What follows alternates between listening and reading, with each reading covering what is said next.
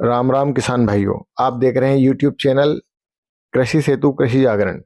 इस चैनल के माध्यम से हम साझा करेंगे कृषि संबंधी जानकारी। तो सब्सक्राइब कीजिए और देखते रहिए कृषि सेतु कृषि जागरण यूट्यूब चैनल।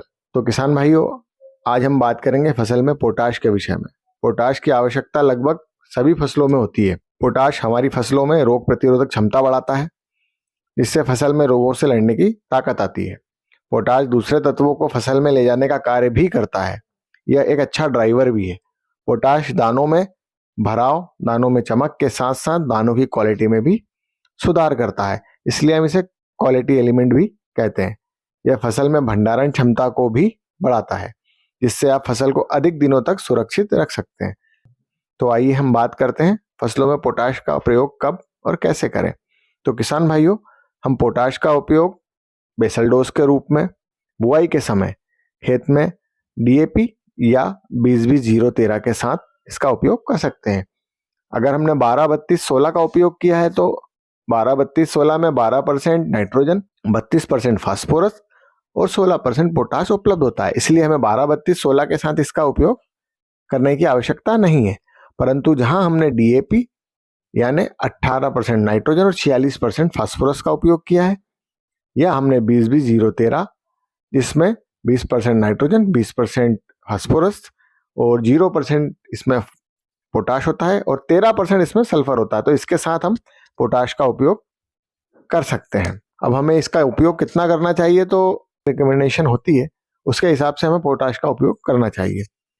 ये दो प्रकार से उपलब्ध है, एमओपी और एसओपी। एमओपी मतलब म्यूरेट ऑफ पोटाश, जिसे हम पोटेशियम क्लोराइड भी कहते हैं, जिसके अंदर 60% तो पोटाश होता है और 40% क्लोराइड की मात्रा भी होती है। इसका कलर अगर हम देखते हैं तो हल्का सा लाल या गुलाबी सा दिखाई पड़ता है।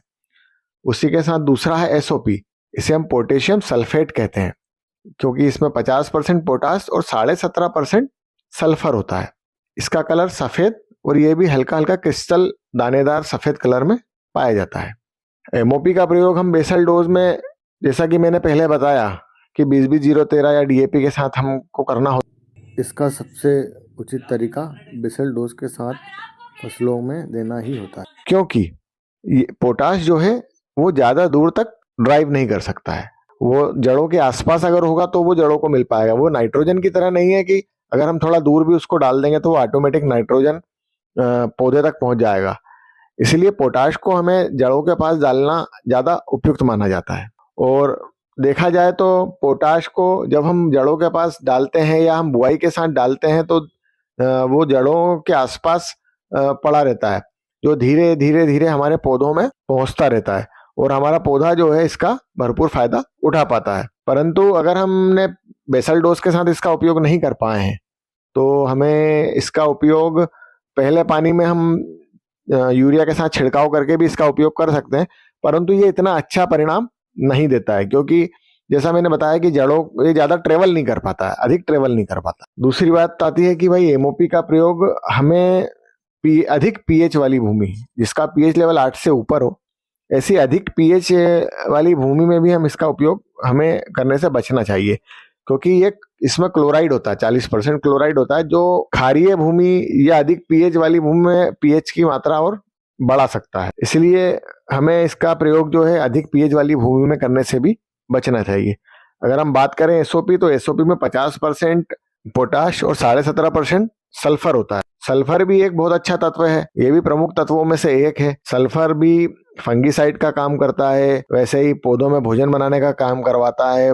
कैल्शियम के साथ अन्य अन्य जो सूक्ष्म पोषक तत्व होते हैं वो पौधों तक पहुंचाने का काम करता है, और ये भी एक बहुउपयोगी पोषक तत्व है। एसओपी का प्रयोग हमें डीएपी या एसएसपी के साथ बेसल डोज में करने से बचना चाहिए, क्योंकि ये थोड़ा सा फास्फोरस के साथ जो है कभी कभी जो है, क्योंकि इसके अंदर पोटेशियम सल्फेट है तो ये रिएक्शन कर सकता है। तो इसका उपयोग हमें यूरिया के साथ करना चाहिए। यूरिया के साथ हम इसका उपयोग करें तो हमें इसका ज्यादा अच्छा प्रभाव देखने को मिलता है। एसओपी का उपयोग जो है हमें अधिकतर स्टार्च वाली फसलों में करना चाहिए, उसमें इसका बहुत अच्छा परिणाम देखा गया है, क्योंकि ये स्टार्च को बढ़ाता है, जैसे आलू, धान, मक्का आदि। और क्लोराइड की हम बात करें तो क्लोराइड जो है, क्लोराइड जो एमओपी में पाया जाता है वो दूसरी फसलों में, जो स्टार्च वाली फसलें उसमें स्टार्च को बढ़ने नहीं देता है, इसलिए एसओपी का उपयोग हम स्टार्च वाली फसलों में करें तो ज्यादा अच्छा परिणाम देगा। अगर अब मान लो हमने बेसल डोज में या पहले पानी के साथ हम इसका उपयोग नहीं कर पाए हैं पोटाश का, तो हमें पोटाश का उपयोग फिर हमें दाने भराव के समय करना चाहिए। दाना भराव के समय जब हम करेंगे तो दानों में उचित आकार और उचित चमक लाता है। तो इसके लिए हमें बाजार में से एनपीके कई प्रकार के उपलब्ध हैं जो वाटर सोल्यूबल फॉर्म में उपलब्ध होते हैं, जैसे 13-0-45 हुआ, 0-52-34 हुआ, 0-0-50 हुआ। इनमें से हम किसी एक का उपयोग कर सकते हैं। बात करें 13-0-45 की, तो 13-0-45 में 13% नाइट्रोजन 45% पोटाश होता है। और बात करें 0-0-50 की, तो इसमें 50% पोटाश होता है, थोड़ी सी मात्रा इसमें सल्फर की भी पाई जाती है।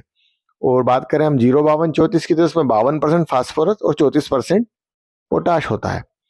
इसके साथ साथ मित्रों, आजकल बाजार में कई प्रकार के पोटाश उपलब्ध हैं, कई अलग अलग पाउडर फॉर्म में, नैनो फॉर्म में, लिक्विड फॉर्म में है, जो बाजार में अलग अलग कंपनियों के द्वारा उपलब्ध कराया जाता है। हम इनका उपयोग भी अपनी विवेक, अपने सूझबूझ के साथ हम इसका उपयोग भी कर सकते हैं। पोटाश का उपयोग दोस्तों जरूर करें, क्योंकि ये 3 प्रमुख तत्वों में से एक है जिससे हमारी फसल में गुणवत्ता बढ़ती है, हमारी फसल गुणवत्ता युक्त हो, हमारी मिट्टी में भी पोटाश की कमी ना हो, हमारी फसल जो है वो अधिक उपज हमें दे और अधिक तंदुरुस्त हो, इससे हमें बाजार में भी अच्छा भाव मिले। तो दोस्तों, ये बात थी आज पोटाश के विषय में। आगे भी फसल और खाद दवाइयों संबंधी जानकारी मैं आपके सामने साझा करता रहूंगा। इसलिए दोस्तों, मेरी चैनल को सब्सक्राइब करें, लाइक करें, और कोई भी बात अगर आपको पूछना है या किसी भी अन्य दवाइयों या फसल के बारे में अगर आप जानकारी प्राप्त करना चाहते हैं, तो मेरे कमेंट बॉक्स में आके आप कमेंट कर सकते हैं। धन्यवाद दोस्तों।